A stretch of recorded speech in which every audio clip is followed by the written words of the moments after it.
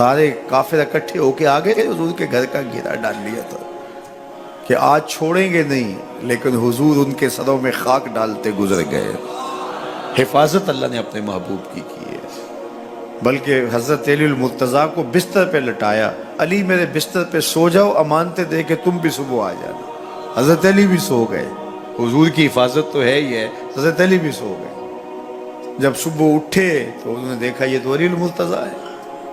اللہ اکبر، بڑے پریشان ہوئے کہ حضور کدھر گئے۔ اچھا، کسی نے حضرت علی سے پوچھا کہ تمہیں کیسے نیند آ گئی؟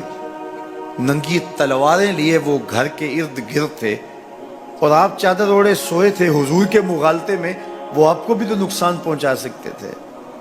تو حضرت علی نے کہا حضور نے کہا تھا علی میرے بستر پہ سو جاؤ، صبح اٹھنا، امانتیں دینا اور مدینے آ جانا۔ مجھے یقین تھا سوؤں گا بھی، صبح اٹھوں گا بھی، امانتیں بھی دوں گا، مدینے بھی پہنچوں گا، اس لیے کہ حضور نے فرمایا ہے۔ جب حضور نے فرما دیا ہے تو پھر ہو کے رہے گا۔ جب حضور ہجرت کرتے ہوئے جا رہے تھے نا، 100 سرخ اونٹ حضور کی گرفتاری کے لیے نام رکھا ہوا تھا۔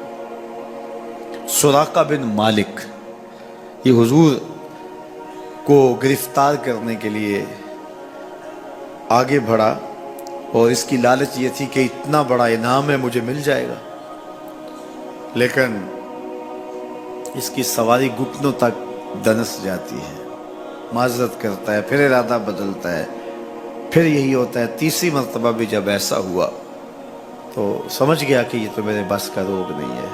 اب اسے پریشانی ہوئی کہ جو آج اس حالت کے اندر بھی اللہ کی اتنی تائید کے سائے تلے ہیں، تو کل جب یہ دوبارہ پلٹیں گے اور مکہ ان کے قبضے میں ہوگا تو پھر میرے ساتھ نہ جانے کیا سلوک ہوگا۔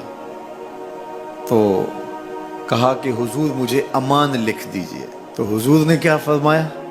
سراقہ تو مجھے گرفتار کرنا چاہ رہا ہے، میں تیرے ہاتھ میں کسرا کے کنگن دیکھ رہا، میں تیرے ہاتھ میں کسرا کے، اس وقت کی سپر طاقت تھی کسرا، تو فرمایا میں تیرے ہاتھوں میں کسرا کے کنگن دیکھ رہا۔ تو حضور سے انہوں نے باقاعدہ امان لکھوا لی۔ اللہ اکبر۔ حضرت عمر کا زمانہ ہے، ایک جنگ میں حضرت سراقہ بن مالک بھی تھے، تو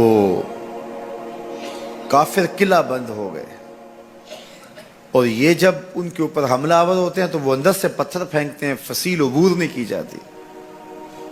تو سراقہ بن مالک کہنے لگے کہ مجھے آپ منجنیق میں ڈال کر کے ان کے قلعے کے اندر پھینک دو اور میں اندر سے جا کے دروازہ کھول دوں گا، تو پھر تم آ جانا۔ تو لوگوں نے کہا سراقہ کیا بول رہے ہو؟ وہ بڑی غلیل کی طرح منجنیق ہوتی ہے، کہا اس میں ڈال کے تجھے پھینکیں گے، جب تو گرے گا تیری ہڈیاں باقی نہیں بچیں گی، پھر وہ تلواریں لیے کھڑے ہیں تجھے زندہ چھوڑیں گے۔ تو حضرت سراقہ نے کہا مجھے کچھ نہیں ہوگا، اس لیے کہ حضور نے کہا تھا تیرے ہاتھوں میں کسرا کے کنگن دیکھ رہا ہوں، ابھی تک کنگن نہیں آئے، جب تک کنگن نہیں آتے موت آ ہی نہیں سکتی ہے۔ یہ یقین تھا ان کا، یہ اذعان تھا ان کا۔ تو حضور کی حفاظت اللہ نے اپنے ذمہ کرم پہ لی ہے۔ سوال یہ ہے کہ باقی بھی اللہ کے سچے نبی ہیں، ان کی حفاظت اللہ نے اپنے ذمہ کرم پہ کیوں نہیں لی اور حضور کی حفاظت اپنے ذمہ کرم پہ کیوں لی؟ باقی بھی کتابیں اللہ کی سچی منزل من اللہ کتابیں ہیں، ان میں تحریف راپ آ گئی، لیکن قرآن مجید کی حفاظت اللہ نے اپنے ذمہ کرم پہ لی۔ کیوں؟